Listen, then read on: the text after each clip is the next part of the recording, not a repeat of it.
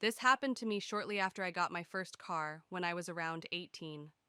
Years later, it still shakes me to my core, and I avoid driving at night as much as possible because of it. I don't even like to talk about it, but I feel like it can serve as a warning for those other late night travelers.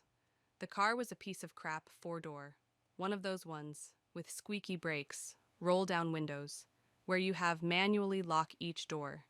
It was summer and I was working at a mine. The mine was in a small town about a 5-hour drive from my hometown. During the work week, I stayed near the mine at my aunt's, but on my days off, I drove home as the town was very small. This story happens one of the nights I was driving home. My shift ended around 8 p.m., and instead of waiting until the next day, I decided to push on and get home early. I open the back door and throw my work gear in, and I start my engine. I notice my gas is getting low, but figured I can make it about halfway at least, so I start driving. I'm pretty tired, so I decide to blast some tunes and roll my window down for some summer air. My car doesn't have AC, which just adds to my fatigue, but I am excited to spend my hard-earned money at home with friends. 11 o'clock or so, and the inevitable happens. I see the familiar bright glow of the low fuel light. I squint my tired eyes as I pull into the next gas station. I just want to be back on the road, so I hop out, swipe my card, and start to pump. I am finishing up and turning to put the nozzle back when I hear over the PA, "Ma'am, your credit card has been declined. Please come inside to pay." The voice startles me as I replace the nozzle. I look around and am suddenly all too aware that I am the only one around. No other people parked at the station or even driving by on the country road. Reluctantly, I proceed towards the small building's entrance. I can see through the glass doors that the clerk is standing right next to them, which gives me a sinking feeling.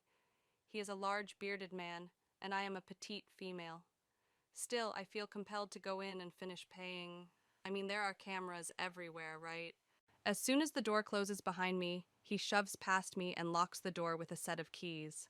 I could almost cry when he says shakily to me, "Get behind the counter and crouch down. We need to call the cops." I can't even comprehend the words as he says them, and before I know it, he is leading me roughly by the arm behind the counter. He throws me down, grabs the phone, and squats next to me. He stares at me wide-eyed with a look of terror and states, "While you were filling your car, I saw a man over the CCTV crawl into your back seat." I immediately burst into tears and he calls the cops. It felt like an eternity until they got there, and me and the clerk just sat in silence, bewildered at the events that just took place. We both jumped as we heard knocking on the glass. We peered over the counter, and to our relief, it was the police. They told us they had the guy and took both our statements. After it was all over, I assured them I just wanted to continue driving home, even though I was still hysterical. Before leaving me, the cop said something I will never be able to forget. "You're lucky the clerk was looking at his camera when he did. The guy who crawled into your back seat had a knife and a backpack full of rope and duct tape. Be careful driving alone out there." Moral of the story: be careful driving alone, be careful at night, be careful stopping to pump gas, always be aware of your surroundings, and always check your back seat.